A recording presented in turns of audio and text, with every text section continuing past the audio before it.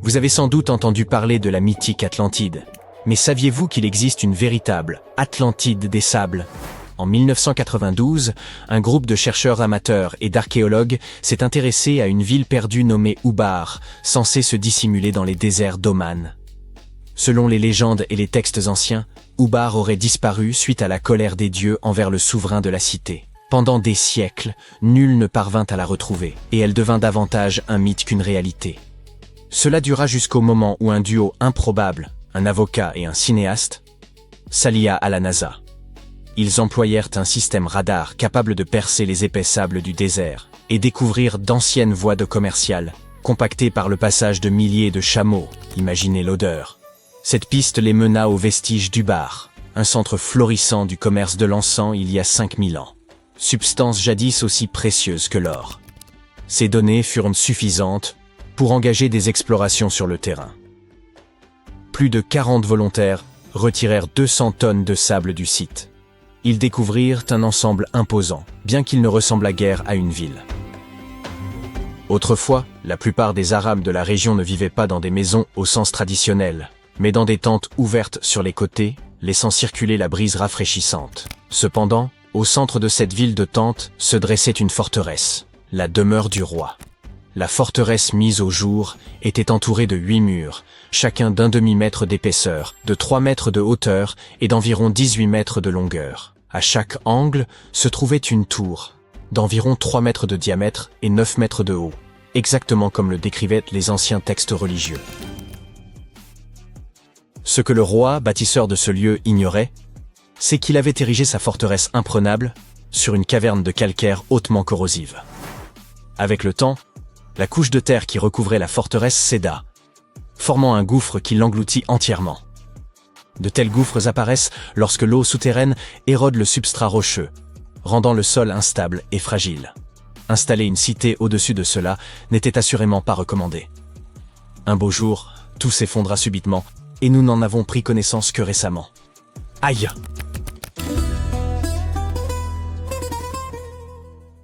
Santorini est célèbre pour ses panoramas saisissants et ses escapades romantiques, mais elle abrite également l'un des sites archéologiques les plus fascinants du monde, l'ancienne cité d'Akrotiri.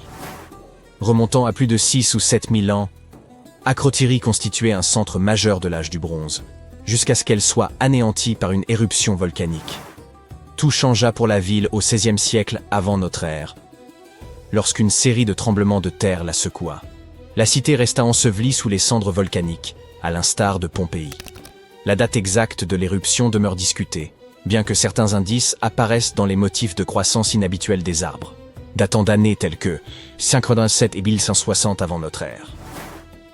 Il semble que les habitants aient rapidement emballé leurs affaires et quitté la ville, ce qui fut fort judicieux, car survint ensuite l'une des plus puissantes éruptions volcaniques des 4 derniers millénaires. Les cendres furent si épaisses que la cité resta cachée pendant des milliers d'années. La civilisation d'Akrotiri était célèbre pour son architecture monumentale et son art remarquable, parfois considérée comme la première civilisation d'Europe. Elle prospéra durant l'âge du bronze, son essor étant étroitement lié au commerce du cuivre. Cette société connut plus de 5 siècles de richesse et de prospérité. Son expansion fut telle que ses villes possédaient des systèmes de drainage élaborés, et ses habitants produisèrent une poterie de grande qualité, comme le révélèrent les fouilles ultérieures. Avançons jusqu'en 1867, lorsque des habitants commencèrent à découvrir des artefacts anciens de cette civilisation dans une carrière. Ces découvertes attirèrent d'abord l'attention d'un géologue français, qui entreprit les premières fouilles. Ce n'est toutefois qu'au cours des excavations modernes que l'ampleur réelle de la cité disparue fut révélée. En creusant plus profondément, les archéologues mirent au jour une implantation sophistiquée. Akrotiri constituait un carrefour commercial essentiel entre la Crète et Chypre, avec des traces de cuivre, de poterie et de rues pavées. La cité était animée et organisée, jusqu'à ce qu'un volcan dévastateur ne la raye de la carte. Ce qui subsiste aujourd'hui constitue des vestiges impressionnants de leur culture, notamment des fresques parfaitement conservées. Ces peintures, réalisées à l'aide de pigments minéraux, illustrent des scènes de la vie quotidienne, flottilles de bateaux, fleurs écloses et oiseaux en plein vol. De l'autre côté de l'Atlantique, le Pérou est mondialement renommé pour les majestueuses ruines de Machu Picchu.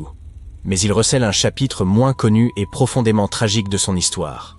La destruction de la ville de Yungay. En 1970, un mouvement apparemment mineur d'une plaque tectonique provoqua un séisme d'une magnitude de 7,9, engendrant une dévastation que peu auraient pu imaginer. C'était un paisible après-midi dominical, lorsque les régions d'Ancash et de la Libertad furent secouées par le tremblement de terre. L'épicentre se situait à environ 56 km au large, là où la plaque de Nazca s'enfonce sous la plaque sud-américaine. Le séisme affecta une étendue d'environ 83 000 km², soit plus grand que la Belgique et les Pays-Bas réunis. Les secousses furent si puissantes qu'elles se firent ressentir jusqu'au centre et à l'ouest du Brésil, à une distance considérable. Bien que de nombreuses localités aient subi les effets du tremblement de terre, Yungay fut la plus durement touchée. Le majestueux mont Huascarán, dominant la ville, devint funeste lorsque le séisme déclencha une avalanche gigantesque. Une masse de glace et de roches, large de 920 mètres et longue de 1600 mètres, dévala la montagne à plus de 160 km/h, entraînant boue, pierres et débris, et anéantissant tout sur son passage. En l'espace de quelques minutes, l'avalanche parcourut plus de 20 km et ensevelit Yungay sous des tonnes de neige et de boue.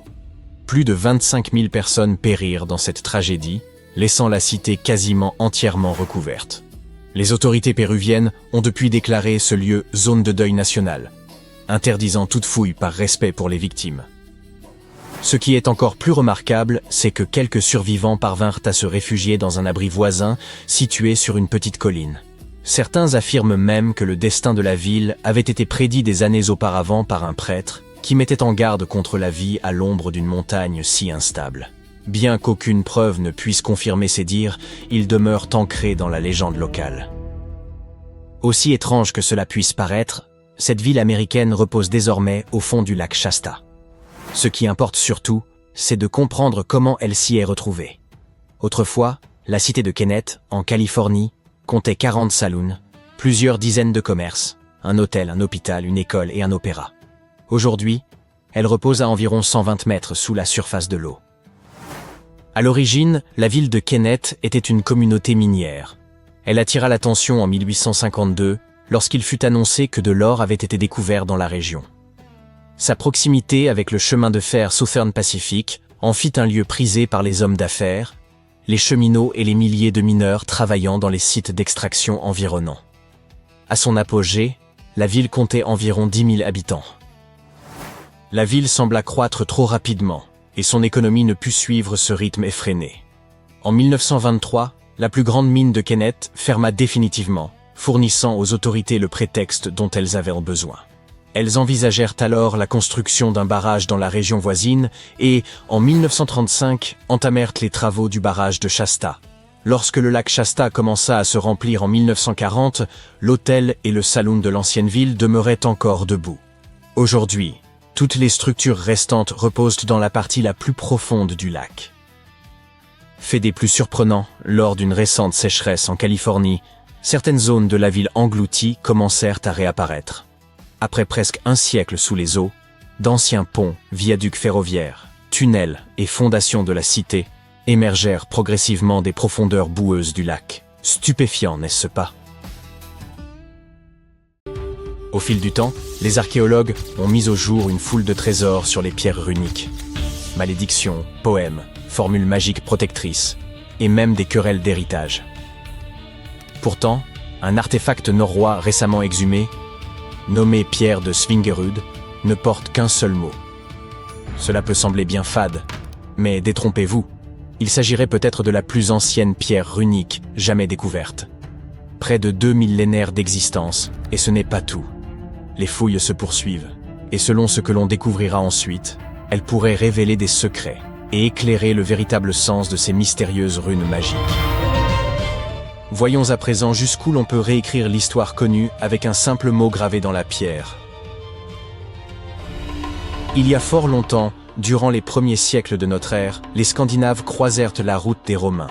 Ils échangèrent des biens comme le verre ou l'argent, et peu à peu, les coutumes romaines, y compris l'usage de l'écrit, s'implantèrent au nord. Les peuples nordiques, séduits par l'alphabet romain, désiraient néanmoins disposer de leurs propres signes. C'est ainsi qu'ils mirent au point un système original de caractères, qu'ils baptisèrent runes. Près de 20 siècles plus tard, en 2021, des archéologues exploraient un site funéraire de l'âge du fer aux abords du village de Svingerud, à l'est de la Norvège. Parmi les sépultures à crémation, ils mirent au jour une dalle de grès rougeâtre destinée à devenir un élément central d'une découverte archéologique majeure de Norvège. D'une taille comparable à celle d'une table basse, la pierre mesure un peu plus de 30 cm de large. Elle fut exhumée aux côtés de restes calcinés et de charbon, éléments caractéristiques d'une ancienne tombe cinéraire. Les runes qu'elle porte, gravées de manière grossière et peu profonde, semblent avoir été tracées à l'aide d'un objet pointu, tel un couteau ou une aiguille. Les pierres runiques ne sont pas rares, et les archéologues ont souvent l'occasion d'en mettre au jour, en particulier dans cette région. Toutefois, les analyses indiquent que tant le site funéraire que les inscriptions gravées sur la pierre remontent probablement à une période comprise entre le 1er et le 3e siècle. Cela nous situe bien avant l'ère viking, officiellement amorcée aux environs de l'an 800, ce qui en fait l'un des plus anciens témoignages fiables de l'écriture scandinave. À première vue, ces gravures évoquent soit des symboles mystiques destinés à solliciter l'aide des divinités nordiques, soit de simples entailles désordonnées tracées par un homme furieux frappant la pierre. Pourtant, il s'agit bien de lettres authentiques, maladroites, certes, mais volontaires. Ce système d'écriture ancestrale était utilisé par les tribus germaniques établies en Europe du Nord. On le retrouvait gravé sur du bois, des os ou de la pierre. Les signes, aux formes droites et anguleuses, s'expliquent par la difficulté à tracer des courbes avec les outils rudimentaires de l'époque. Au contact de l'Empire romain, les tribus germaniques n'empruntèrent pas simplement les lettres latines. Elles s'inspirèrent du principe même de l'écriture et conçurent leur propre système. Cet alphabet originel fut nommé Futhark ancien. Il comportait 24 caractères, retrouvés sur des objets datant approximativement du 2e au 8e siècle de notre ère. Ce nom vient de ses 6 premières lettres, F, U, Th, A, R et K. Chaque rune possédait probablement un nom reflétant le son qu'elle représentait. Ainsi, la rune associée au son A s'appelait Ansuz.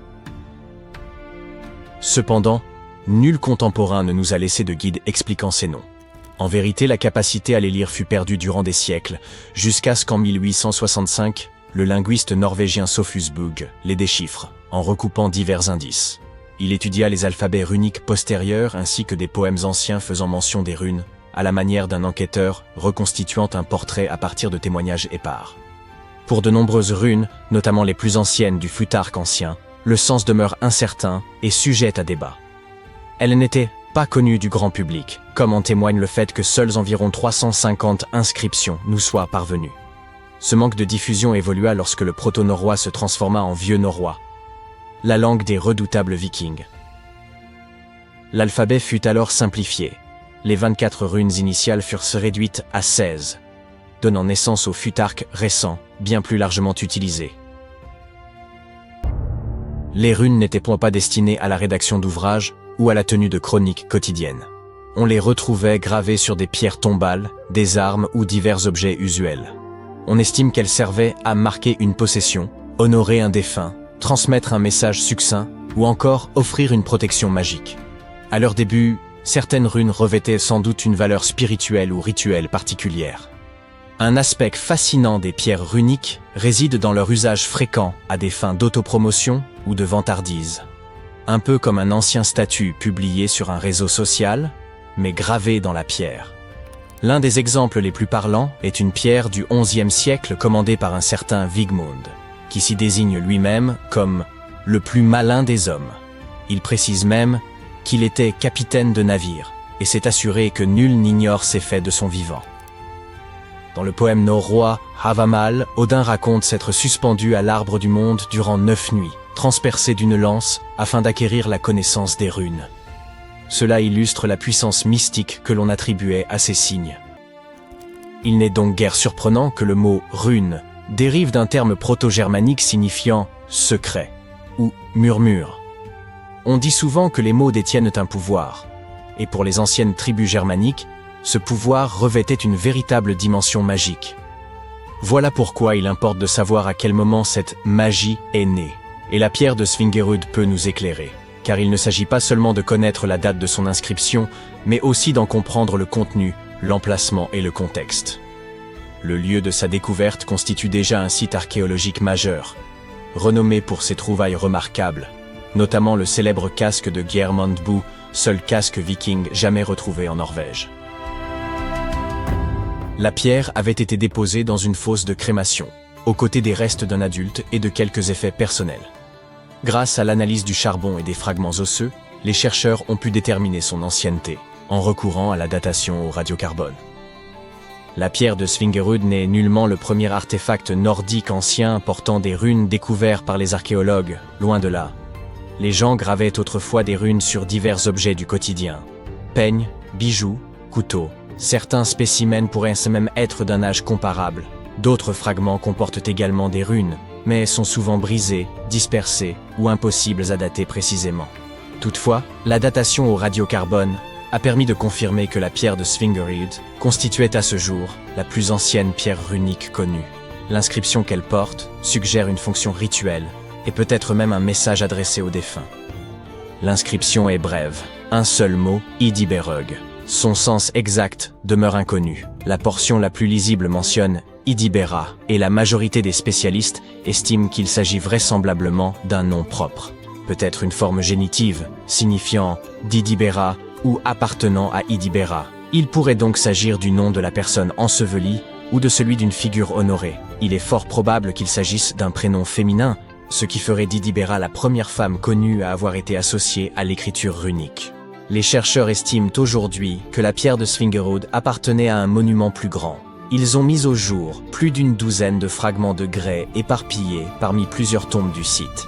Une fois assemblés en laboratoire, ces morceaux s'imbriquaient parfaitement, comme un puzzle, ce qui suggère qu'ils provenaient tous d'une même pierre dressée. Le fragment principal, comportant l'inscription, fut découvert dans une sépulture, tandis que d'autres pièces similaires reposaient dans des fosses de crémation voisines. Les archéologues pensent que la pierre fut brisée, puis réutilisée dans le cadre d'un rituel, peut-être dans le but de relier symboliquement différentes personnes ou générations inhumées sur place.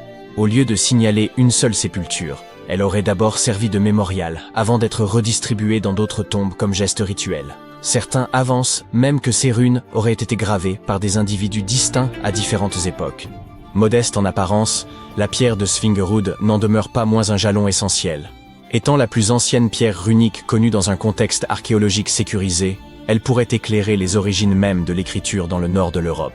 Cette découverte norvégienne montre que les runes étaient déjà associées au rituel, à la mémoire, et peut-être aussi aux femmes. Et si elles ne constituent qu'un fragment d'un monument plus vaste, alors ce que nous en connaissons n'est qu'un aperçu. De tels artefacts redéfinissent notre compréhension de la période pré-viking, et avec un peu de chance, d'autres pierres suivront, peut-être même l'œuvre d'une autre femme graveuse de runes.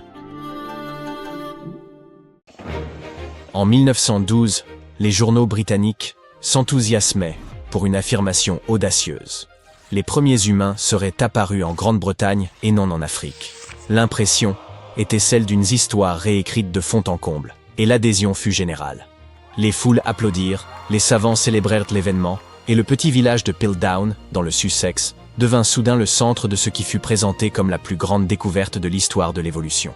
Tout cela fut rendu possible par Charles Dawson, un archéologue amateur curieux, désireux de se faire un nom dans le monde scientifique. Il affirma avoir découvert des fragments osseux appartenant à une créature intermédiaire entre les singes et les humains. Dawson s'associa à Arthur Smith Woodward, géologue respecté du Musée d'histoire naturelle de Londres, et ensemble ils assemblèrent des morceaux de crâne, des dents et même des outils primitifs. Leur découverte, baptisée l'Homme de Piltdown, fut présentée à la Société géologique et crue pendant des décennies. Les manuels scolaires réorganisèrent même l'évolution humaine autour de ce fossile, appris comme une vérité absolue par des générations entières. Mais un retournement survint. En 1949, de nouvelles techniques permettant de dater précisément les objets révélèrent des incohérences. Les analyses montrèrent que le crâne n'avait qu'environ 50 000 ans, et non plusieurs centaines de milliers. Plus surprenant encore, le crâne et la mâchoire n'appartenaient pas à la même espèce. Un crâne humain avait été combiné avec la mâchoire d'un singe, probablement un orang-outan. Les dents avaient été limées pour paraître plus humaines, et les os teintés afin de correspondre au gravier environnant. Ce fossile artificiel parvint à tromper le monde entier en lui faisant croire à la découverte d'une pièce manquante de l'histoire humaine. Dawson entra ainsi dans l'histoire scientifique, mais sans doute pas comme il l'avait espéré. Et il n'était pas un cas isolé. Certains agissaient par appât du gain, d'autres par soif de renommée. À la fin du XIXe siècle, à Paris, les musées accumulaient les trésors antiques comme s'il s'agissait de cartes Panini. Lorsqu'une somptueuse tiare en or, prétendument attribuée à un roi scythe nommé Saïta Farnès, apparut sur le marché, le Louvre estima devoir l'acquérir. Elle était spectaculaire, richement ornée, majestueuse, digne d'un souverain. Le musée versa une somme considérable et l'exposa fièrement comme un chef-d'œuvre de l'art ancien. Puis survint la désillusion. Quelques années plus tard, un orfèvre entreprenant d'Odessa, Israël Rouchomovski, lut un article sur la prestigieuse découverte du Louvre et éclata de rire. Il reconnut la tiare qu'il avait façonnée de ses propres mains. Il s'agissait d'une œuvre moderne, réalisée sur commande pour des marchands locaux, lesquels ne lui avaient jamais révélé leur intention de la faire passer pour un trésor ancien. Le Louvre fut humilié. Une fois encore, le monde entier avait cru à un mensonge séduisant. Quant à l'orfèvre qui avait ridiculisé le musée, il gagna une notoriété durable dans le milieu artistique. La tiare détient encore aujourd'hui le record Guinness de la plus grande fraude en orfèvrerie de l'histoire. Une autre supercherie scientifique soigneusement orchestrée nous ramène dans la paisible ville de Cardiff, dans l'État de New York, quelques décennies avant l'affaire du Louvre. En 1869, des ouvriers creusant un puits heurtèrent un objet dur et massif. Ils mirent au jour ce qui semblait être un homme pétrifié de 3 mètres de haut, étendu dans le sol. Les foules affluèrent de régions éloignées pour l'observer. Des prédicateurs y virent la preuve des géants bibliques évoqués dans la Genèse. Les savants débattirent, hésitant entre fossilisation et intervention divine. En quelques jours, le géant de Cardiff devint une véritable attraction. Les visiteurs payaient cher pour le voir, 50 cents l'entrée, une somme importante à l'époque.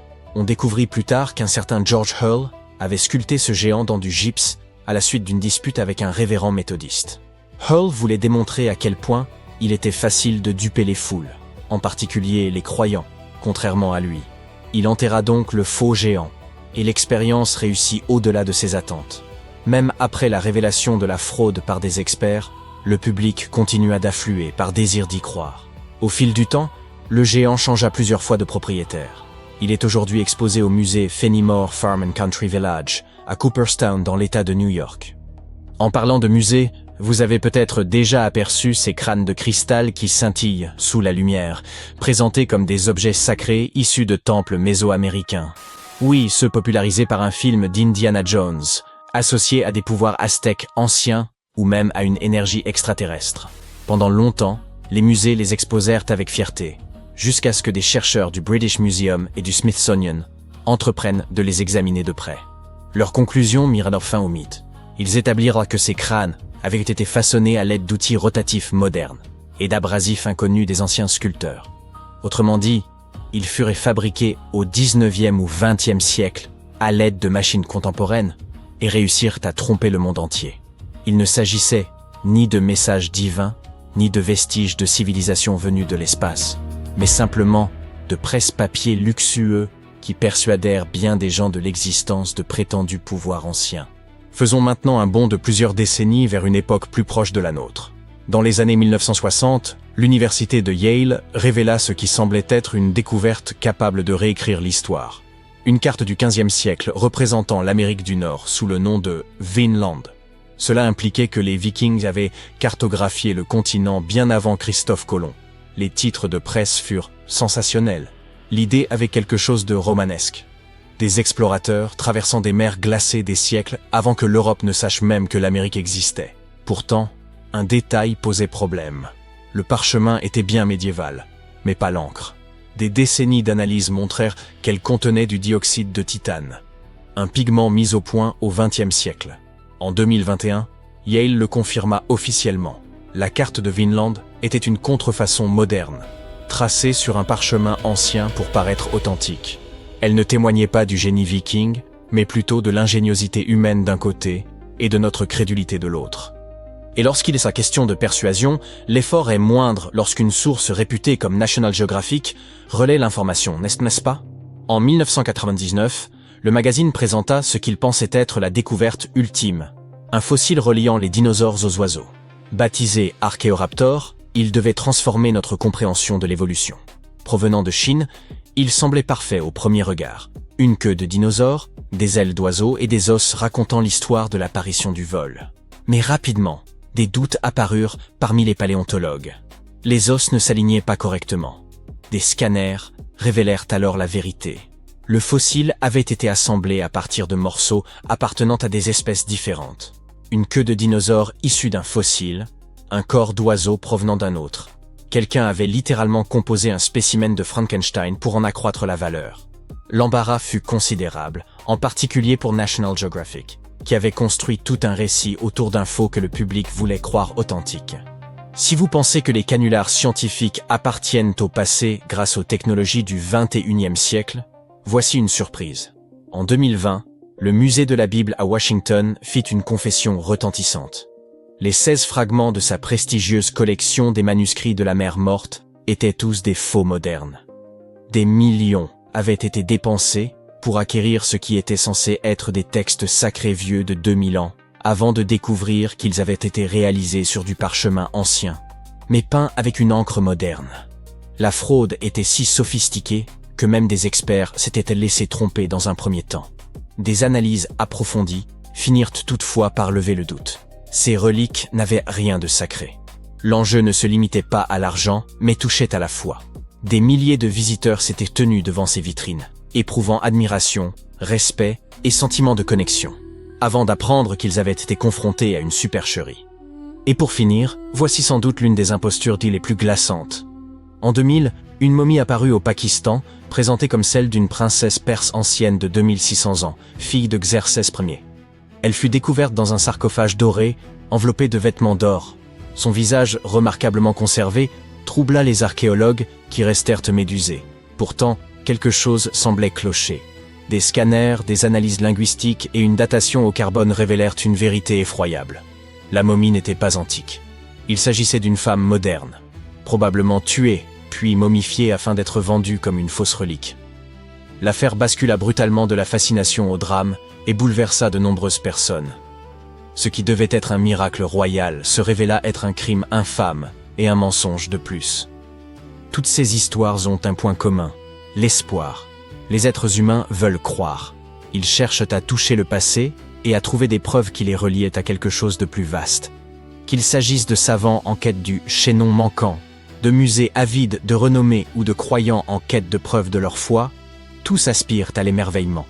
L'histoire regorge d'imposteurs et, parfois, ce sont précisément ces supercheries qui donnent naissance aux récits les plus marquants. Il y a beaucoup de portes de par le monde qui n'ont pas de clé. Peut-être que tu vas trouver le moyen de les ouvrir. Notre première destination est, lis-le toi-même et bonne chance pour la prononciation. C'est un temple en Inde dont le nom vient de cet autre mot extrêmement long qui se traduit par « celui qui émerge du lotus ».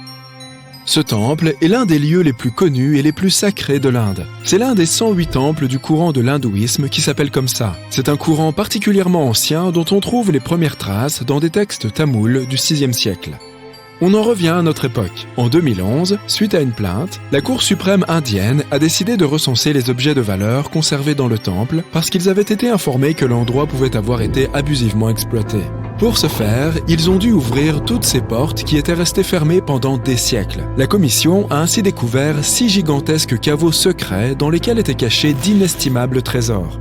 En ouvrant ces caveaux, la commission a découvert des statuettes en or, des colliers et des pièces pour une valeur totale d'au moins 23 milliards d'euros.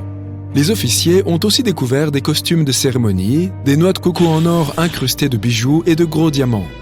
Quand je dis gros diamants, c'est que c'est vraiment des gros diamants. Certaines de ces pierres précieuses atteignent les 110 carats. Pour te donner une idée, une petite statuette en or de cette collection a une valeur estimée d'environ 31 millions d'euros. Après cette découverte digne d'un conte des mille et une nuits, le temple s'est équipé de détecteurs de métaux, de caméras et d'autres appareils de sécurité avant l'arrivée des premiers visiteurs. Le temple est maintenant encerclé par plein d'agents de sécurité. Mais est-ce qu'ils protègent le trésor ou est-ce qu'il y a quelque chose d'encore plus mystérieux dans ce temple ? Il y a 6 caveaux dans le temple. C'est là que le trésor est entreposé. Ces caveaux ont des noms de A à F. Mais le comité de recherche n'a ouvert que 5 des 6 caveaux avec beaucoup de difficultés. Le plus bizarre, c'est que, malgré tous les efforts ayant impliqué l'utilisation des technologies les plus récentes, le caveau B n'a pas pu être ouvert. 2 cobras sont sculptés sur la porte et sont là pour t'accueillir. Cette porte fait office de portail. Tu peux aisément le voir, comme pour les portes qui mènent aux autres caveaux. Surprise! Les experts ont découvert 2 autres portes derrière la première. La deuxième porte est en bois et la troisième en fer. Étonnamment, la dernière porte est verrouillée et ne présente aucune caractéristique d'une porte. Pas de charnière, de poignée, de verrou, ni quoi que ce soit d'autre. Personne ne sait ce qui se cache dans le caveau B. Ceux qui croient en des forces occultes considèrent qu'ouvrir cette porte contre sa volonté libérerait d'innommables forces sur le monde. D'autres considèrent que la porte du caveau B conduit vers un tunnel. On ne sait pas si c'est lié à ces croyances, mais la Cour suprême indienne déconseille l'ouverture des portes du caveau B. En 2010, David Crespi, un ingénieur français qui visitait le Machu Picchu, a découvert une porte étrange dans un des bâtiments principaux. La porte se trouvait dans un passage étroit très peu fréquenté par les touristes et les archéologues. David a pensé qu'il s'agissait d'une porte d'entrée qui avait été scellée par les Incas pour une raison inconnue. Il a immédiatement contacté les archéologues et les autorités, qui lui ont promis qu'il commencerait à enquêter au plus tôt et qu'il lui donnerait des nouvelles sur sa découverte. Les mois ont passé, mais il n'a reçu aucune nouvelle. Il n'a reçu aucune réponse à ses appels et ses emails. En 2011, il tombe sur un article sur le Pérou écrit par Thierry Jamin. David le contacte immédiatement et l'informe de sa découverte. Par la suite, Jamin et d'autres archéologues se rendent au Machu Picchu pour mener l'enquête sur la porte secrète. Ils en ont conclu qu'il s'agissait bien d'une porte d'entrée scellée par les Incas. Les chercheurs ont confirmé la découverte de 2 entrées situées derrière la fameuse porte. Ils ont aussi reproduit une image 3D d'une rampe d'escalier conduisant vers la pièce principale et une autre chambre. L'analyse révèle quelques cavités parmi lesquelles se trouve une grande pièce quadrangulaire. En outre, les géoradars ont aussi détecté des métaux qui pourraient correspondre à des objets en or ou en argent. Jamin et son équipe pensent qu'il s'agit peut-être d'une pièce datant d'une période préhispanique. Ils pensent que les Incas ont scellé la porte afin de cacher quelque chose d'important. Peut-être s'agit-il d'un énorme trésor ou autre chose de tout aussi important. Jamin a affirmé que la découverte de cette chambre pourrait être la première étape de la découverte d'un mausolée. Jamin soumet une demande officielle au gouvernement péruvien afin d'obtenir l'autorisation d'ouvrir la pièce. Pourtant, ni sa demande, ni les demandes d'autres archéologues n'ont été approuvées jusqu'à maintenant. Les autorités considèrent que l'ouverture de cette porte pourrait causer des dégâts à d'autres aires du site archéologique. Pourtant, la caméra endoscopique a confirmé l'hypothèse que les blocs de pierre de l'entrée ne font que bloquer le passage et ne sont pas des éléments structurels utiles au bâtiment. Le troisième mystère se situe à Gizeh, en Égypte. Des explorateurs ont découvert 2 portes secrètes dans la pyramide de Khéops. Il y a 2 tunnels d'environ 20 cm de large qui partent des murs nord et sud de la chambre de la reine. Mais ces tunnels sont fermés avant de déboucher sur l'extérieur de la pyramide. Alors, où peuvent-ils bien conduire? Personne ne sait exactement à quoi servent ces tunnels. Certains archéologues pensent que ces portes cachent l'entrée à des chambres encore inexplorées. L'égyptologue Zahi a raconté la découverte de ces portes. Un robot conçu spécialement pour l'expédition a été envoyé dans ces couloirs partant de la chambre de la reine pour comprendre ce qui s'y trouvait. Les chercheurs ont branché une caméra à ce robot. La vidéo montre que derrière la porte en pierre se trouve une autre porte close. Les archéologues étaient stupéfaits d'avoir découvert une porte au lieu d'une impasse. La structure de la porte en pierre cache parfaitement les autres portes. Selon les experts, il s'agit d'une prouesse d'ingénierie. Il est impossible d'atteindre la porte car elle se situe derrière un bloc de pierre géant. Mais les archéologues sont en train de chercher une façon d'y parvenir sans endommager la structure. Ces nouvelles découvertes n'ont fait que confondre encore plus les archéologues au lieu d'apporter des réponses à leurs questions. Dernière étape de notre voyage, le Taj Mahal, le palais de l'amour. L'empereur moghol Shah Jahan a fait construire ce mausolée à la mémoire de sa femme bien-aimée, Mumtaz Mahal. La quantité de portes du Taj Mahal est si importante que cette vidéo durerait des jours si on commençait à parler de toutes les pièces scellées du palais. Selon les experts, si l'on ouvrait ces portes maintenant, des centaines d'années après leur fermeture définitive, on se retrouverait à devoir faire face à des exhalations de monoxyde de carbone. Et si ce gaz entrait en contact avec le marbre, il se transformerait en carbonate de calcium, ce qui pourrait fissurer les minarets du Taj Mahal. Une légende dit que l'ouverture de ces portes libérerait une terrible malédiction emprisonnée dans les chambres souterraines du mausolée. Un petit bonus du Canada. La porte de la chambre 873. C'est une chambre du Fairmont Banff Springs Hotel, ouvert en 1888. Voici l'histoire. Il y a des dizaines d'années, un crime a été commis dans cette chambre. Après l'enquête, l'administration de l'hôtel a décidé de réaménager la chambre et de continuer à la louer à d'autres voyageurs. La rumeur dit que les hôtes logeant dans cette chambre avaient été témoins d'étranges phénomènes. Ils entendaient des bruits bizarres et la télé de la chambre ne cessait de clignoter. On dit que la porte de la chambre 873 a été murée avec des briques. Les hôtes curieux qui ont entendu parler de ces histoires traînent dans les couloirs là où se trouvait l'entrée de la chambre en tapant sur les murs pour contacter d'éventuels fantômes. Laquelle de ces portes voudrais-tu ouvrir ? Le 30 octobre 1759, les habitants du Moyen-Orient ont été réveillés en sursaut par un tremblement de terre. Des fissures sont apparues sur les murs de leur maison, les toits ont commencé à s'effondrer. Les gens sont sortis en courant de leur maison et se sont rassemblés dans des zones dégagées. Mais à cause des fortes secousses, ils continuaient à perdre pied et à tomber. Un mois plus tard, un autre tremblement de terre s'est produit qui s'est avéré être encore plus fort. Des arbres ont été brisés, des maisons se sont effondrées, des fissures profondes sont apparues dans le sol. La catastrophe a duré 2 minutes. Des oasis, des routes et des villes ont été détruites. Miraculeusement, les anciens bâtiments de Baalbek ont résisté au tremblement de terre. Certains historiens affirment que ce lieu majestueux et mystérieux a été construit sous l'Empire romain. Mais de nombreux chercheurs ne sont pas d'accord. Quelle que soit la vérité, la ville est l'un des principaux mystères archéologiques de l'humanité. Le bâtiment le plus étonnant de Baalbek est le temple de Jupiter. Les habitants de l'Empire romain croyaient que Jupiter détenait le pouvoir sur la foudre et le tonnerre. Le bâtiment ressemblait à une plateforme avec 54 colonnes sur lesquelles reposait un toit massif. Aujourd'hui, on ne peut plus voir que 6 colonnes de 20 mètres de haut. Chacune d'entre elles est composée de 3 sections et ressemble à un crayon. Les mines de ces crayons ont été construites en plomb, ce qui a rendu les colonnes exceptionnellement solides. Chacun de ces morceaux de pierre pesait la somme incroyable de 80 tonnes. C'est le poids de 35 SUV Ford Explorer. Voici le plus grand bloc de la Grande Pyramide de Gizeh. Mais comparé au bloc de Baalbek, il ne semble même pas si impressionnant. Les fondations sous le temple de Jupiter ont été préservées. C'est ainsi que les spécialistes ont découvert qu'il était composé d'environ 25 pierres monolithiques pesant 450 tonnes chacune. Cela signifie que les blocs de Baalbek pèsent presque 4 fois plus que les blocs d'Égypte. Il y a 3 autres énormes blocs de calcaire dans les fondations, pesant chacun 800 tonnes. C'est plus de 2 fois le poids d'un avion Boeing 747. Les anciens bâtisseurs ont dû avoir du mal à sculpter de tels géants dans un morceau de pierre. Et après cela, ils ont aussi dû les tirer jusqu'au site de construction et les soulever à une hauteur importante. Répéter cette logistique serait probablement un cauchemar pour les constructeurs d'aujourd'hui. Pour réaliser une telle quantité de travail, ils auraient besoin d'un équipement moderne. Mais les constructeurs de Baalbek n'avaient pas de camions, de grues avec des scies circulaires ou d'électricité. Comment les bâtisseurs du passé ont-ils réussi à faire cela ?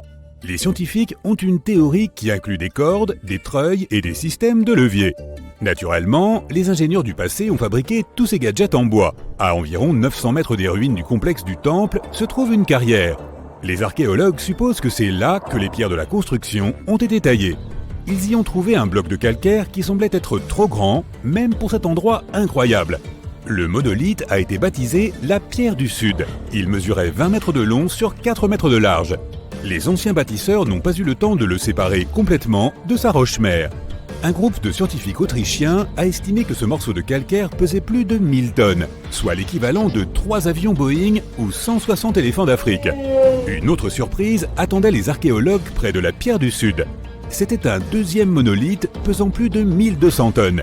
Mais les anciens bâtisseurs ne se sont pas arrêtés là. Ils ont continué à travailler. En 2014, dans la même carrière, des archéologues allemands ont déterré un bloc qui pesait 1650 tonnes. Personne n'a encore compris pourquoi les bâtisseurs du passé avaient eu besoin d'un morceau de pierre qui pesait autant que 125 bus scolaires. On ne sait pas non plus comment ils comptaient déplacer ce colosse et pourquoi ils n'ont pas terminé le travail. Quoi qu'il en soit, ce troisième monolithe est le plus grand morceau de pierre transformé de l'histoire de l'humanité. Il y a à ce jour plus de questions que de réponses. Certains chercheurs pensent que les anciens bâtisseurs avaient des équipements de pointe. D'autres ne le pensent pas, mais sont impatients de comprendre comment les bâtisseurs ont réussi à déplacer ces pierres. Il y a un grand nombre de bâtiments et d'artefacts anciens dans le monde.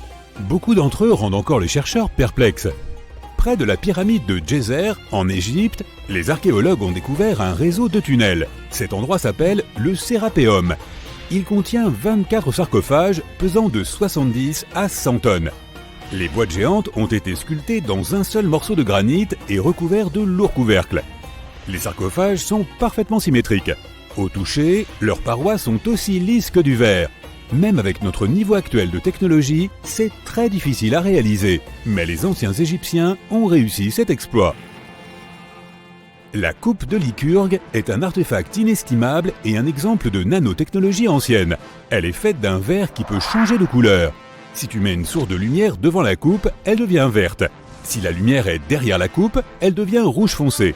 Dans ce cas, la figure du roi grec Lycurgue devient violet pâle. Les scientifiques n'ont compris comment ce changement de couleur fonctionnait qu'à la fin du XXe siècle. Grâce au microscope, ils ont détecté des nanoparticules d'argent, d'or et de cuivre. Elles avaient été ajoutées à la matrice de verre. Grâce à cela, tu peux observer un changement de couleur appelé dichroïsme. Fait intéressant, l'or et l'argent ont été broyés en fine poussière. C'est presque impossible à réaliser par accident. Très probablement, les anciens experts savaient parfaitement ce qu'ils faisaient. En Bolivie se trouve un curieux endroit appelé Pumapunku.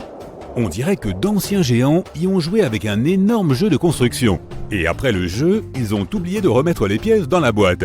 Mais il n'y avait pas plus de géants autrefois qu'aujourd'hui. Ces énormes blocs de pierre ont simplement été sculptés par d'anciens bâtisseurs, il y a plus de 1500 ans. Certaines des pierres pèsent 100 tonnes.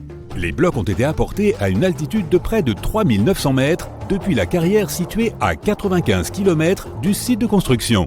Il n'y a pas de forêt dans cette zone, ce qui signifie que les bâtisseurs n'ont pas pu utiliser d'arbres pour fabriquer des rondins de bois. Le monument appartient à la civilisation Inca, or les scientifiques sont sûrs qu'elle n'avait aucun usage pour la roue. En 1992, les habitants d'un village chinois ont décidé de drainer un étang. Leurs ancêtres l'utilisaient pour laver le linge et attraper des poissons depuis des centaines d'années. Ils ont pompé l'eau sans relâche pendant 17 jours. Au fond du réservoir, ils ont fait une découverte inattendue. Les villageois ont vu l'entrée d'une grotte qui descendait à une profondeur de 30 mètres. Cette incroyable découverte a été baptisée les grottes de Longyu. Des bâtisseurs inconnus avaient creusé des galeries de 30 000 mètres carrés. On y trouve des pièces séparées, des ponts, des bassins et des colonnes qui soutiennent le plafond. Les murs de la grotte sont couverts d'étranges lignes et motifs sculptés. Les scientifiques n'ont pas trouvé d'informations sur l'identité de ceux qui ont creusé les grottes, ni sur la raison pour laquelle ils l'ont fait. La technologie de construction reste également un mystère. Antonio Stradivari a vécu en Italie au XVIIIe siècle. Il créait des instruments de musique. Plus de 600 de ses œuvres ont survécu jusqu'à aujourd'hui. 500 d'entre elles sont des violons. L'un de ces instruments a été vendu aux enchères pour 16 millions de dollars. Les violons fabriqués par ce maître ont un son clair et profond. Les chercheurs n'arrivent pas à comprendre pourquoi les instruments de Stradivarius produisent des sons si uniques. Peut-être est-ce dû au vernis que le maître a utilisé pour recouvrir les violons. La réponse se trouve peut-être aussi dans le bois dont sont faits les instruments. À l'époque, l'Europe avait un climat froid. À cause de cela, le bois est devenu plus dense, et les instruments qui en étaient faits avaient un son particulièrement agréable à l'oreille. Dans la ville indienne de Delhi, il y a un pilier de 7 mètres de haut. Il pèse 6 tonnes et demie et est composé à 98% de fer forgé. Le pilier, vieux de 1600 ans, ne présente aucun signe de rouille ni de dégradation. Les scientifiques pensent que si le monument est si bien conservé, c'est grâce au climat sec et à la composition chimique du métal qui l'a rendu résistante à la corrosion. Et pourtant, les chercheurs ne savent pas comment les forgerons ont réussi à fabriquer un pilier en fer qui ne craigne pas la rouille. Cela semble être un exploit difficile, même pour les métallurgistes modernes. Le rocher Al-Nasla est divisé en deux parties par une fente parfaitement droite. Chaque bloc rocheux repose sur un petit piédestal. Certaines personnes pensent que c'est la preuve d'une ancienne technologie laser. Mais les géologues pensent que la fente est apparue en raison du déplacement du sol ou des vibrations naturelles qui se sont produites sous la roche. Ce processus a conduit à l'apparition de la fissure. Elle s'est agrandie pendant des milliers d'années et progressivement, le monument naturel a pris la forme que l'on peut observer aujourd'hui. La plus grande découverte accidentelle que j'ai faite de ma vie était un billet de 10 € retrouvé dans ma vieille veste d'hiver. Certaines personnes ont plus de chance, cependant. Elles découvrent des villes souterraines datant de plusieurs siècles, ou font des inventions qui les transforment en millionnaires. Le velcro est né d'une simple balade en forêt. Les cornflakes de Kellogg's ont été inspirés par une dent cassée, et la pâte Play-Doh a sauvé un empire commercial de la faillite par pur hasard. En 1998, l'ingénieur électricien John Williams a fait une étrange découverte qui ressemblait à une prise électrique émergeant du sol. En creusant autour, il a remarqué qu'elle était encastrée dans un petit rocher. Cette découverte a eu lieu dans une zone rurale d'Amérique du Nord, loin de toute zone urbaine ou industrielle, de tout aéroport et de toute installation électrique. Cette pièce électronique encastrée dans un solide bloc de granit a été baptisée énigmalite et est évaluée à 500 000 $. Certains scientifiques sont sceptiques quant à son authenticité, la considérant plus comme un canular qu'un artefact laissé par des visiteurs extraterrestres, comme le soutient Williams. Toutefois, le découvreur de cette roche est déterminé à prouver qu'il s'agit bien d'un vestige technologique, peut-être même d'une vraie prise. Si ce n'est pas un canular, cette petite découverte pourrait constituer une preuve que les humains, ou une autre civilisation du passé, étaient bien plus avancés que nous ne l'avions imaginé. Ils auraient ainsi pu trouver un moyen d'acheminer l'électricité bien avant les humains du 19e siècle. Williams a invité les scientifiques à examiner sa découverte sans endommager la roche pour déterminer sa véritable nature, mais personne ne s'est porté volontaire. Williams a consulté un ingénieur et un géologue, qui ont tous deux confirmé qu'il n'y avait aucune trace de colle sur le composant électronique. Il n'a pas non plus été soudé, ce qui indique qu'il est aussi vieux que la roche elle-même, datée d'environ 100 000 ans selon une analyse géologique. Le docteur John Kellogg avait une philosophie axée sur un mode de vie biologique, comprenant de l'exercice régulier, des massages, beaucoup d'eau, l'abandon des mauvaises habitudes, peu de caféine et pas du tout de viande. À la fin du 19e siècle, il a pris la direction d'un institut de santé dans le Michigan. Il a un jour concocté un mélange de farine, d'avoine et de semoule de maïs. Convaincu que la cuisson des grains entiers à haute température les rendrait plus digestes et plus sains, il a cuit le mélange 2 fois. Initialement, il en avait fait des biscuits, mais un patient s'est cassé les dents dessus. Ensuite, il a décidé de les briser en petits morceaux. Il est difficile de déterminer exactement comment les cornflakes de Kellogg's sont nés, car il existe de nombreuses versions de l'histoire. La femme de Kellogg, Ella, ainsi que son frère Will, prétendent tous deux avoir joué un rôle dans la création des fameux flocons, tout comme plusieurs autres membres de la famille et du personnel de l'établissement. La légende de la compagnie voudrait qu'un jour de 1898, de la pâte de céréales à base de blé ait été laissée de côté trop longtemps, fermentant au cours du processus. Lorsqu'elle a été finement étalée, la pâte légèrement moisie s'est transformée en ces parfaits, grands et fins flocons qui sont devenus croustillants et délicieux au four. Au fil des années, Will Kellogg a continué à modifier la recette et a réalisé que le maïs, et non le blé, produisait des flocons encore plus croustillants et savoureux. Sa marque, Kellogg's Corn Flakes, est devenue une entreprise à plusieurs milliards de $. Un jour, l'ingénieur suisse Georges de Mestral est allé se promener avec son chien et est revenu avec un concept qui s'avérerait plus tard révolutionnaire. En rentrant de forêt, de Mestral a remarqué que son pantalon et la fourrure de son chien étaient couverts des petites pointes de xanthium. Il a examiné les barbes sous un microscope et a remarqué qu'elles s'apparentaient à de minuscules crochets qui se fixaient aux boucles des vêtements et de la fourrure. Déterminé à reproduire cette technologie naturelle, il a entrepris de concevoir un système d'attache extrêmement solide, aux multiples applications pratiques. Après plusieurs années de recherche et d'expérimentation avec différents matériaux, il a finalement opté pour le nylon. De plus, il a dû mettre au point un métier à tisser spécial capable de tisser des fibres dans les bonnes tailles, formes et densités. Après 14 années de travail acharné, de Mestral a finalement présenté au monde le velcro, dérivé des mots velours et crochet. Bien qu'il ait espéré que son invention remplacerait les fermetures éclairs, l'industrie de la mode l'a initialement perçue comme bas de gamme et peu attrayante. La NASA a toutefois reconnu son potentiel et commencé à l'utiliser dans les combinaisons spatiales et les casques des astronautes dans les années 1960. Aujourd'hui, le velcro est omniprésent, avec une multitude d'applications, des chaussures aux jouets en passant par les coussins des sièges d'avion. Jusqu'au milieu du XXe siècle, le chauffage au charbon était la norme dans la plupart des foyers, laissant de la suie qui s'incrustait partout dans la maison, en particulier sur les papiers peints. Kuttol Products était le principal fournisseur de nettoyants pour papier peint de l'époque. Cependant, dans les années 1950, de plus en plus de gens ont adopté le gaz, le pétrole et l'électricité comme source de chauffage, ce qui a largement résolu le problème de toute cette suie. Le propriétaire de Kuttol Products essayait désespérément de sauver son entreprise. Pendant ce temps, sa belle-sœur, qui était institutrice en maternelle, a lu qu'un nettoyant pour papier peint pouvait être utilisé pour fabriquer des décorations.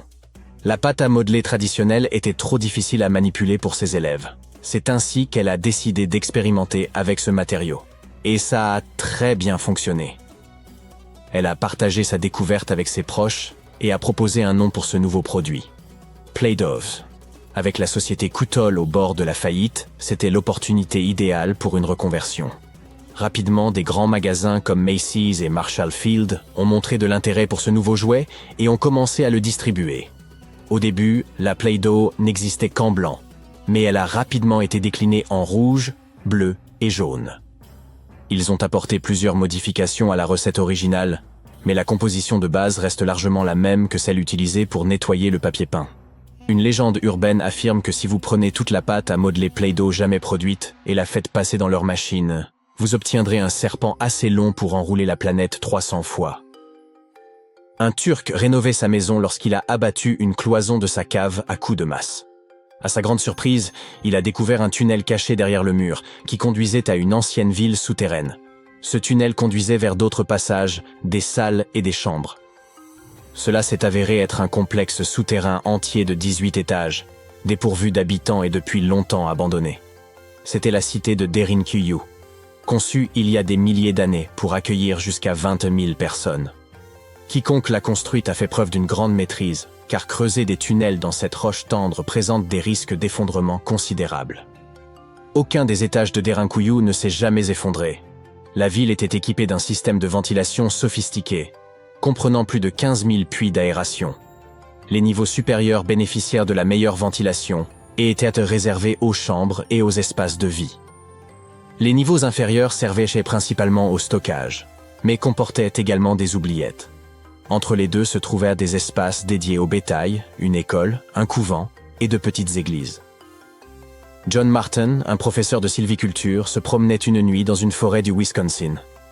Il utilisait une lampe torche à UV pour repérer les lichens, les champignons, les plantes et les grenouilles qui brillent sous cette lumière. Soudain, il a entendu un écureuil volant couiner près d'une mangeoire à oiseaux. Il a braqué sa lampe torche sur l'animal et l'a vu se teinter de rose. Le professeur en a discuté avec son collègue et ils ont décidé d'approfondir leurs recherches.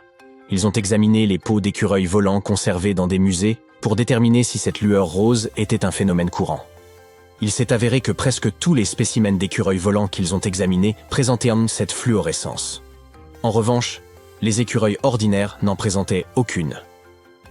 D'autres animaux fluorescents, comme les macareux et les caméléons, émettent une lueur bleutée sous la lumière UV. Les seuls autres mammifères avec une fourrure fluorescente sont une vingtaine d'espèces d'opossums. Ils habitent divers écosystèmes et ont des régimes alimentaires différents. La seule chose qu'ils aient en commun avec les écureuils volants est qu'ils sont nocturnes, alors que les autres écureuils préfèrent la lumière du jour. Il est possible que la lueur rose ait une fonction liée à la perception et au repérage nocturne des écureuils volants, surtout dans des environnements froids et enneigés où la lumière UV est plus abondante. Une autre hypothèse est qu'elle pourrait servir de moyen aux écureuils mâles d'attirer des partenaires potentiels. Il est également envisageable qu'il s'agisse d'une forme de mimétisme. As-tu déjà entendu parler de Göbekli Tepe? C'est un site ancien en Turquie qui a littéralement fait réécrire les livres d'histoire par les historiens. Il y a plus de 11 000 ans, un groupe d'hommes préhistoriques a créé ce chef-d'œuvre énigmatique, qui serait même plus ancien que Stonehenge. Avant sa découverte, les archéologues croyaient que les gens ne connaissaient pas encore le fer et n'étaient pas bien doués pour faire de la poterie. Ils étaient convaincus que la vie sédentaire n'avait émergé qu'avec le besoin d'agriculture. Mais Göbekli Tepe a déjoué cette croyance. Ce lieu a révélé que c'était le temple qui avait ouvert la voie à une vie sédentaire, et non pas un mode de vie agraire. Jusqu'à cette découverte, les chercheurs pensaient que c'était l'agriculture qui avait été le catalyseur de la vie sédentaire. Voici le professeur Schmidt, l'homme dont les découvertes ont bouleversé cette théorie. Il a réussi à prouver que des communautés de chasseurs-cueilleurs avaient posé les toutes premières fondations de ce mode de vie. Retour dans les années 60, d'autres archéologues ont visité la région, mais ils ont totalement manqué le coche. En arpentant la région, ils sont tombés sur une colline, où étaient dispersées quelques dalles de calcaire, et en ont conclu qu'il s'agissait simplement d'un ancien cimetière datant du Moyen-Âge. Ils étaient à loin de se douter qu'il y avait tant à découvrir. En 1994, Schmidt s'est lancé dans sa propre enquête sur les sites préhistoriques de la région. Et surprise, il a immédiatement réalisé qu'il avait découvert quelque chose d'extraordinairement unique. Contrairement aux plateaux plats et stériles voisins, Göbekli Tepe présentait un sommet doucement arrondi, s'élevant à 15 mètres au-dessus du paysage environnant. De façon plutôt comique, la traduction du nom de cet endroit est « la colline Ventrue ». Schmidt était sûr que seuls des humains auraient pu créer une chose pareille. Ces morceaux de calcaire brisés qui étaient pris à tort pour des pierres tombales se sont avérés être bien plus passionnants. C'était comme tomber sur un trésor caché. Les fragments ont pris un tout nouveau sens, et Schmidt, avec son équipe, se sont apprêtés à plonger dans les secrets cachés sous la surface.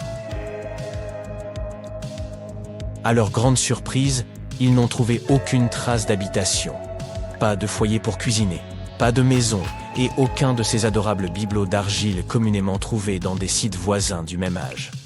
Cependant, ils ont découvert que ces peuples anciens employaient déjà des outils, comme des marteaux en pierre. Schmidt et son équipe ont donc réfléchi ensemble et se sont livrés à une estimation audacieuse de l'âge des structures en pierre de Göbekli Tepe. Leur estimation a été confirmée par quelques datations au carbone effectuées sur place. L'aspect si ancien de ce lieu commençait enfin à avoir du sens. C'était comme un puzzle qui s'assemblait lentement. On pourrait penser qu'à l'époque, les gens n'avaient pas d'outils dédiés à la création de quelque chose d'aussi impressionnant que Göbekli Tepe. C'est faux. Il s'avère que ces hommes préhistoriques utilisaient des outils en silex au lieu de burin en métal sophistiqué. Ils étaient également doués pour tailler le calcaire plus doux et créer des piliers sur place. Ensuite, ils charriaient les piliers sur une courte distance jusqu'au sommet et les plaçaient verticalement. Une fois que les anneaux de pierre étaient terminés, on les couvrait de couches de terre. Avec le temps, on ajoutait de nouveaux anneaux, et voilà. Ça nous donne une colline épatante pour impressionner les gens dans le futur. Au cours de leur première année de fouilles, l'équipe a retrouvé près de 15 000 fragments d'ossements provenant de créatures sauvages. Les autochtones n'avaient pas d'animaux domestiques et ne cultivaient pas leur propre nourriture. Ils chassaient des bêtes sauvages pour leur repas. Mais les choses étaient sur le point de changer, car l'endroit présentait tout ce dont ils avaient besoin pour commencer à se livrer à l'agriculture. Les scientifiques affirmaient qu'ils disposèrent de céréales et de moutons sauvages qui auraient pu être domestiqués. Et devine quoi? À seulement 32 km de là, dans un village préhistorique, des généticiens ont retrouvé des traces des plus anciennes souches de blé domestiquées au monde. Ces découvertes sensationnelles ont complètement changé notre vision de la civilisation. Dans le passé, les experts pensaient que les gens devaient d'abord apprendre à cultiver, puis s'installer dans un endroit avant de pouvoir y construire des temples, et développer une société complexe. Mais devine quoi? Les recherches de Schmidt bouleversent cette notion. Il affirme que l'effort incroyable consacré à la construction de ces structures étonnantes a en réalité préparé le terrain en vue du développement de sociétés avancées. Cela signifie que ces changements sociétaux et culturels sont survenus avant l'agriculture. Schmitt entretient cette hypothèse fascinante à propos de Göbekli Tepe. Il pense qu'il aurait pu s'agir d'un lieu de sépulture spécial où les gens laissèrent leurs proches. Et voici le plus beau, le site funéraire était orné de statues élégantes et de symboles représentant des divinités de l'autre monde. L'idée que Göbekli Tepe aurait pu servir de site sacré ajoute une autre couche de complexité à notre histoire.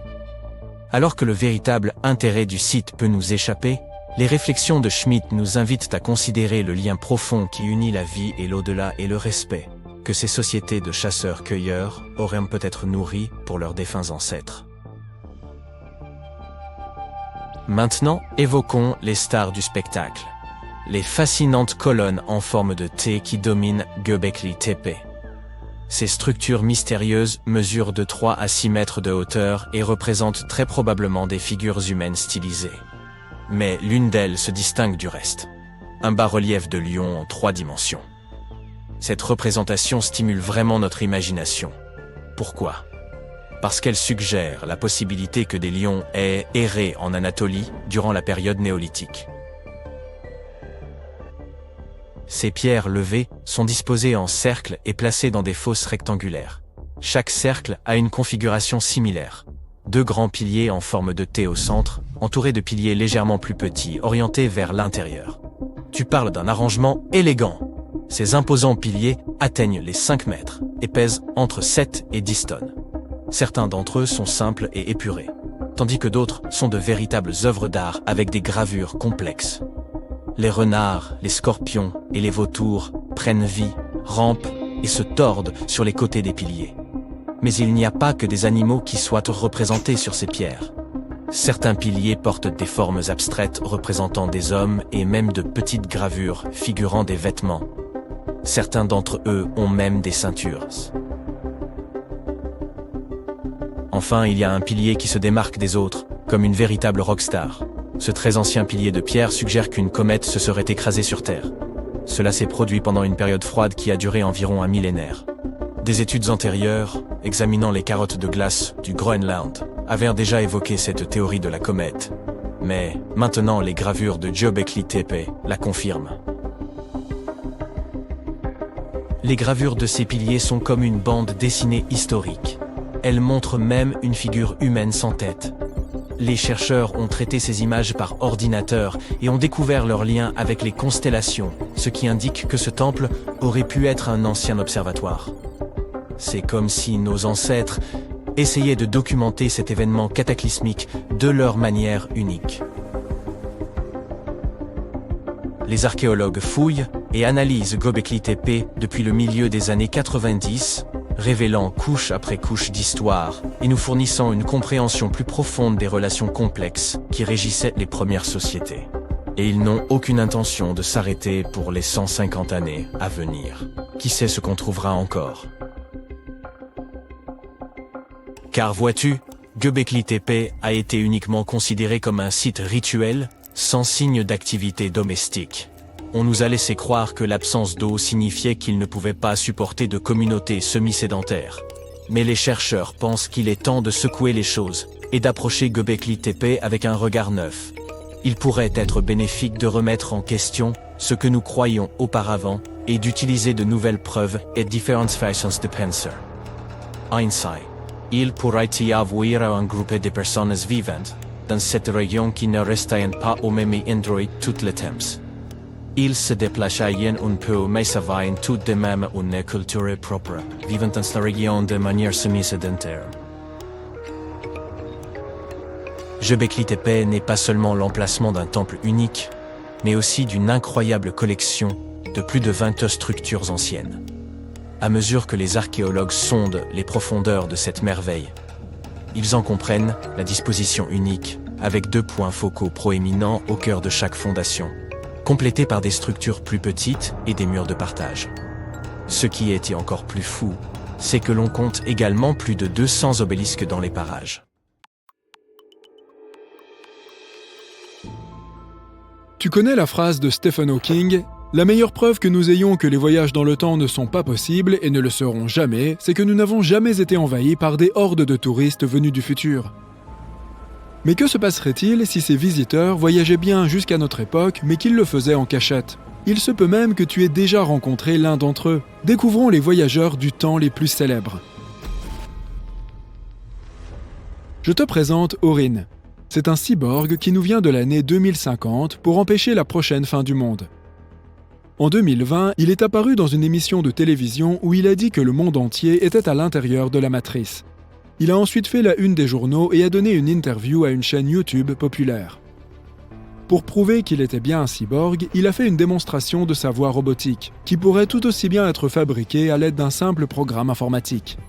Et il s'est aussi désigné par le terme « nous », car il s'est déclaré être une conscience collective venue sauver l'humanité. Orin est devenu célèbre pour ses prédictions sur l'avenir proche, mais il s'est avéré que de nombreux experts avaient déjà annoncé ses conjectures auparavant. Il a également déclaré qu'une énorme entreprise était en train de supprimer l'humanité et que nous nous trouvions à l'intérieur d'une simulation informatique complexe. Si nous ne nous améliorions pas ou ne prenions pas soin les uns des autres et de la nature, la fin commencerait en 2050. Orin n'apparaît plus dans les grandes émissions, mais il a une petite base de fans qui se passionnent pour toutes sortes de théories fantastiques. Un autre voyageur du temps se nomme Adam Archon et il nous arrive de 2045. Sur YouTube, on trouve une interview de lui dans laquelle il a partagé quelques détails sur l'avenir des États-Unis. Après quoi, la vidéo est devenue virale et a fait la une de nombreux journaux. Archon a indiqué que le dernier président officiel du pays serait la fille de Martin Luther King III, Yolanda Renee King, et qu'elle deviendrait le plus grand président américain de l'histoire. Un autre événement passionnant qu'Archon a annoncé est censé se produire en 2028. Il a affirmé que les gens découvriraient l'existence de civilisations extraterrestres. Il a ajouté que ces créatures ne viendraient pas de l'espace. Le voyageur a également noté que le monde passerait à une monnaie numérique unique et que tout l'argent liquide disparaîtrait. Bien sûr, personne ne l'a cru. Alors, les experts lui ont fait passer un test au détecteur de mensonges. Et Adam Archon l'a passé avec succès. Il a dit qu'il avait une puce dans la main pour faciliter le voyage dans le temps. Une civilisation extraterrestre arriverait sur Terre en 2028 et en 2045, les gens seraient plus proches des robots. Le détecteur de mensonges n'a pas indiqué qu'Archon mentait. Mais cela ne signifie pas qu'il dit la vérité, puisqu'on peut tromper l'appareil à l'aide d'un entraînement spécial. Quoi qu'il en soit, en 2028, nous saurons si Archon avait raison ou tort. Tous ces voyageurs du temps arrivent dans le passé, mais pour une raison inconnue, n'utilisent pas les connaissances du futur. Et toi, que ferais-tu si tu pouvais revenir 50 ans en arrière ? Peut-être investirais-tu de l'argent dans des actions d'une jeune entreprise qui deviendra une grande société extrêmement lucrative. Dans ce cas, tout le monde croirait que tu viens vraiment du futur. Et d'ailleurs, un homme l'a fait. Il a investi 800 $ en bourse et en a tiré 350 millions de dollars. Ce type s'appelait Andrew Carlson et il a touché un gros lot en 2003. Cependant, il n'a pas réussi à profiter de sa toute nouvelle richesse car le FBI est venu le chercher. Andrew avait vendu des actions et en avait acheté d'autres avec beaucoup de succès. En quelques mois, il était ainsi devenu millionnaire. Mais la Commission des valeurs mobilières ne pouvait pas croire à de telles coïncidences et elle a donc appelé le FBI. Pendant l'interrogatoire, tout le monde était persuadé qu'Andrew commencerait à se justifier et à dire qu'il avait eu de la chance. Mais au lieu de cela, il a répondu calmement qu'il venait de l'année 2256 avec l'aide d'une machine à voyager dans le temps. Bien sûr, personne ne l'a pris au sérieux. Mais lorsque le FBI a commencé à chercher des informations sur cet homme, il n'a rien trouvé. Andrew Carlson n'avait aucun papier. Il ne figurait dans aucune base de données. Il était sorti de nulle part et avait commencé à gagner beaucoup d'argent. Il a été interrogé pendant environ 4 heures et il s'est comporté plutôt calmement. Il semblait dire la vérité. Cependant, il ne leur a pas révélé où se trouvait la machine à voyager dans le temps. Lorsque la presse a découvert cet homme, il est immédiatement devenu une célébrité. Des sites d'information très connus ont commencé à écrire sur cet homme. Des articles sont parus au Japon, en Australie, en Allemagne, au Royaume-Uni et dans d'autres pays. Et bien sûr, les journalistes ont commencé à appeler le FBI pour obtenir plus de détails sur ce type. Et le FBI leur a dit que toute cette histoire était une fiction et qu'il n'y avait pas d'Andrew Carlson. Des informations à son sujet sont apparues sur une page internet connue pour ses fake news. À un moment donné, l'article sur le voyageur du temps s'est retrouvé sur Yahoo, où il est devenu viral. Ainsi, comme nous le voyons, toutes les déclarations sur les voyageurs dans le temps sont soit des fictions, soit des mensonges. Ce sujet des voyages dans le temps est apparu grâce à des films et des livres fantastiques qui le développaient. La culture populaire a beaucoup influencé ce concept et a créé plusieurs théories affirmant que le voyage dans le temps était réel. Et certaines personnes y croient vraiment, en particulier celles qui ne sont pas du tout scientifiques. Mais justement, qu'en pensent les pros? De tels voyages sont-ils vraiment impossibles? Essayons de le découvrir. Les scientifiques disent que oui, le voyage dans le temps est une réalité, car en fait, nous voyageons déjà dans le temps. Le temps avance et nous avec lui. Nous pouvons appeler cela un voyage. Mais si nous devons nous rendre dans le futur ou retourner dans le passé, tout devient beaucoup plus compliqué. Tu te souviens de la théorie de la relativité d'Einstein? Elle affirme que le temps se déplace par rapport à l'observateur et qu'il n'a pas de valeur constante. Pour mieux comprendre, voici un exemple simple. 10 cheveux sur ta tête. Est-ce beaucoup ou peu? 10 cheveux dans un bol de soupe. Est-ce beaucoup ou peu? Tout est donc relatif et dépend des conditions. La même chose se produit avec le temps et l'espace. Si nous nous déplaçons à une vitesse phénoménale, proche de la vitesse de la lumière, alors le temps ralentit pour nous. La perception du temps devient différente pour une personne qui court et pour une personne qui reste immobile. Si nous nous trouvons à proximité d'un objet lourd, disons 1000 fois plus lourd que le Soleil, le temps à côté de cet objet ralentit également grâce à sa forte gravité. En ce sens, le voyage dans le temps est possible si tu es une personne âgée et que tu rencontres ton ami aussi jeune qu'il y a 50 ans. Pourquoi es-tu si jeune? Oh, j'ai juste volé dans l'espace à une vitesse phénoménale pendant tout ce temps, c'est tout. Mais cela ne veut pas dire que cet ami est resté assis dans son vaisseau durant 50 ans et qu'il n'a pas vieilli. Non, le temps était différent pour lui. Pour toi, sur Terre, 10 ans représentent une longue période. Mais pour lui, ces 10 ans ont passé comme une demi-heure. La gravité et la vitesse courbent le temps. C'est pourquoi l'astronaute Scott Kelly, qui a passé 1 an et demi en orbite, est devenu 5 millisecondes plus jeune que son frère jumeau après être revenu sur Terre. Tout ce temps, Scott l'a passé à l'intérieur du vaisseau volant en orbite à grande vitesse et il était aussi plus éloigné du centre gravitationnel de la planète. Le temps a donc été plus lent pour lui de 5 millisecondes que pour son frère. Objectivement, le temps s'écoule toujours à la même vitesse, mais sa vitesse change à l'intérieur des perceptions des différents observateurs dans des conditions différentes. C'est même l'objet de la théorie de la relativité. Mais qu'en est-il du saut dans le futur ou le passé, comme dans les films? Les trous de verre t'aideront à le faire. Il s'agit de quelque chose comme des tunnels qui traversent l'espace et le temps et qui peuvent relier différents segments de temps à différents endroits de l'univers. Ils sont comme des codes de triche qui peuvent briser les lois de l'univers. Les trous de verre sont insaisissables, ont des tailles différentes, sont imprévisibles, apparaissent dans l'espace et disparaissent. Mais leur principal problème est que les trous de verre n'existent que dans la théorie et la science-fiction, et n'ont jamais été observés dans notre univers par les scientifiques. Tartessos, une société mystérieuse et très avancée qui a autrefois prospéré, puis disparu soudainement sans crier gare. Mais avant leur disparition totale, ils ont accompli des rituels étranges, comme s'ils cherchaient à se protéger de quelque chose.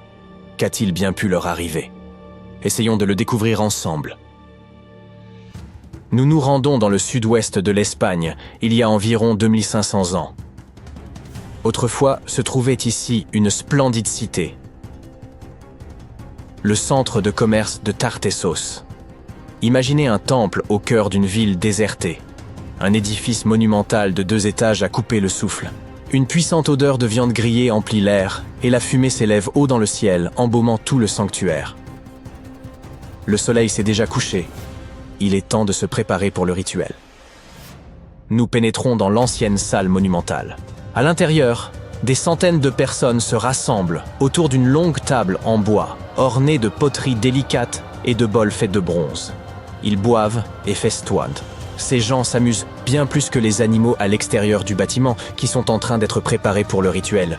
Chevaux, vaches, cochons, ânes et même des chiens. Tous ont été amenés ici pour apaiser les divinités. Et ce qui se passe après le rituel est encore plus incroyable. À la fin de la cérémonie, les gens saisissent des torches et incendient tout le bâtiment. Tout est réduit en cendres et en braises rougeoyantes. Et lorsque les dernières s'éteignent, on attrape des pelles et on commence à ensevelir l'endroit. Il leur faudra plusieurs jours pour enfouir l'ancien sanctuaire sous des tonnes de terre. Ils travaillent sans relâche. À certains endroits, l'épaisseur des couches de boue et d'argile atteindra plus de 4 mètres. Puis, ces gens, les derniers Tartésiens connus, quittent simplement l'endroit et disparaissent de notre monde, pour toujours. Mais que s'est-il passé? Pourquoi ont-ils fait tout cela? Commençons par le commencement. Tartessos a été mentionné pour la première fois dans des textes grecs et romains il y a plusieurs milliers d'années. Mais pendant longtemps, nous ne savions pas exactement de quoi il retournait. Toutes ces descriptions étaient aussi confuses que contradictoires. Certains archéologues pensaient que Tartessos était un port maritime. D'autres croyaient qu'il s'agissait d'une rivière ou d'un réservoir. Certains allaient même jusqu'à suggérer un lien avec la mythique Atlantide, une idée vite rejetée par la communauté scientifique, faute de preuves. Mais aujourd'hui, enfin, nous connaissons la vérité. Tartessos était une ancienne civilisation située sur la péninsule ibérique, l'une des régions les plus méridionales d'Europe. Elle a prospéré du 9e au 5e siècle avant Jésus-Christ, avant de disparaître soudainement, il y a environ 2500 ans. Cette civilisation était prospère. La région possédait d'importantes réserves de métaux, se favorisant une économie florissante. De l'argent, du cuivre, du plomb et d'autres ressources étaient extraits des montagnes locales de la Sierra Morena. Presque tous les habitants s'adonnaient au commerce, une activité répandue chez eux. N'est-il pas étrange qu'il reste si peu de traces de leur existence? Peu de monuments de leur culture ont subsisté jusqu'à aujourd'hui. En tout, les scientifiques ont pu identifier environ 20 sites archéologiques liés à Tartessos à travers toute l'Espagne. 3 d'entre eux ont été mis au jour dans la vallée du Guadiana. Cancho Roano, Casas del Turuñuelo et La Mata. Commençons par le premier. Cancho Roano a été découvert en 1978. Cette trouvaille est l'une des pièces les plus significatives du puzzle tartésien. Il s'agit de l'une des structures les mieux conservées de cette civilisation. Non seulement les murs ont survécu jusqu'à nos jours, mais également l'autel, le fossé qui l'entourait et plusieurs artefacts, tels que des bijoux et des gobelets. C'était un bâtiment carré entouré d'un profond fossé rempli d'eau. Et pour être honnête, nous ne connaissons toujours pas sa fonction exacte. Nous supposons simplement qu'il pourrait s'agir d'un ancien temple. Certains rituels y étaient pratiqués, comme l'incendie du temple suivi de son ensevelissement sous d'épaisses couches de sable et d'argile. On y a même laissé quelques précieux artefacts, comme des outils et des bijoux en or. Passons à la découverte suivante. Casa del Turuñuelo est également l'un des complexes de cette époque les mieux préservés de tout le bassin méditerranéen occidental. Découvert il y a seulement quelques années, en 2015, il n'a pas encore été entièrement étudié. Mais nous savons déjà que cet endroit était plutôt étrange. Casas del Turuñuelo était un bâtiment somptueux et non un simple campement. On parle d'un lieu à l'architecture monumentale et impressionnante, avec de vastes escaliers, des voûtes au plafond, des matériaux raffinés venus de tout le pourtour méditerranéen, et les toutes dernières technologies de construction. C'était censé être un lieu de pouvoir, peut-être même un palais. Et oui, cet endroit est également devenu le décor de terribles rituels. On ne sait pas vraiment si les Tartésiens avaient dans l'intention de détruire ce lieu magnifique dès le début, mais c'est ici qu'ils ont réalisé le plus grand rituel de la région, impliquant plus de 50 animaux, y compris les plus précieux, les chevaux, qui étaient leur seul moyen de transport. Le fait qu'ils aient de sacrifier leurs chevaux peut indiquer qu'ils prévoyaient de rester ici pendant un certain temps. Peut-être espéraient-ils apaiser les dieux et s'établir sur ces terres. Le rituel a été réalisé exactement tel qu'ils le souhaitaient. Et, tout comme Cancho Roano, l'endroit a également été incendié. Une fois le rituel achevé, Les habitants ont enseveli le site et sont repartis, disséminés à travers la péninsule ibérique. Aujourd'hui, c'est un lieu tranquille et déserté. Tout comme Cancho Roano, il se dresse ici intact depuis plus de 2000 ans. Notre dernière découverte est celle de la Mata, mise au jour bien plus tôt que les deux autres, en 1930. La ressemblance entre elles est frappante, car la Mata a connu le même sort. Elle a été incendiée et oubliée pendant des siècles. Tout cela reste très étrange. Il semble que les Tartésiens fuyaient quelque chose. Peut-être que des événements les ont poussés à construire ces salles de banquet et à organiser des rituels à grande échelle. Ils ont pu croire que les dieux s'étaient détournés d'eux et auront tenté de les apaiser. Mais hélas, cela n'a pas fonctionné. En conséquence de quoi, ils ont été contraints de quitter leur temple et ont vite disparu à jamais. Et d'ailleurs, pourquoi ont-ils disparu après tout? Eh bien, c'est un autre mystère de cette civilisation. Une des questions les plus importantes est: savaient-ils qu'ils allaient disparaître ou cela a-t-il été inattendu? Ont-ils essuyé une catastrophe soudaine à laquelle ils tentèrent d'échapper? Ou était-ce autre chose? Les scientifiques ont plusieurs théories à ce sujet. La première théorie avance que plusieurs grands tremblements de terre et tsunamis consécutifs auraient pu se produire dans la région. Ces catastrophes naturelles auraient détruit ces peuplements et fortement démoralisé les survivants. Peut-être cherchaient-ils à échapper à cela. Une autre théorie évoque certains problèmes d'ordre commercial. Étant riches en minerais et dépendants de leur économie, tout problème à ce niveau aurait pu entraîner de graves difficultés. S'ils avaient connu une crise minière, alors les relations entre différentes nations auraient pu se détériorer considérablement, rendant la situation très difficile. La vérité se trouve probablement quelque part entre ces théories. La plus récente suggère qu'au VIe siècle avant Jésus-Christ, un tsunami de grande ampleur aurait frappé le port de Tartessos, endommageant gravement l'économie et détériorant les relations de Tartessos avec ses voisins. Quoi qu'il en soit, tout cela relève de la spéculation. Ce site est une véritable mine d'or pour les archéologues. Il renferme une quantité immense d'informations et de secrets qui attendent encore d'être dévoilés. Les Tartésiens n'avaient aucune idée qu'en enterrant leurs artefacts, ils offraient un cadeau inestimable aux futurs chercheurs. Et tandis que les scientifiques poursuivent leurs recherches, nous pouvons d'ores et déjà admirer les découvertes faites jusqu'à présent. Les amateurs d'histoire peuvent admirer des outils tartésiens, des figurines de chevaux et des pièces en ivoire décorées au musée archéologique de Badajoz. Espérons que dans le futur, les archéologues en apprendront davantage sur cette civilisation et que nous découvrirons enfin ce qui leur est arrivé.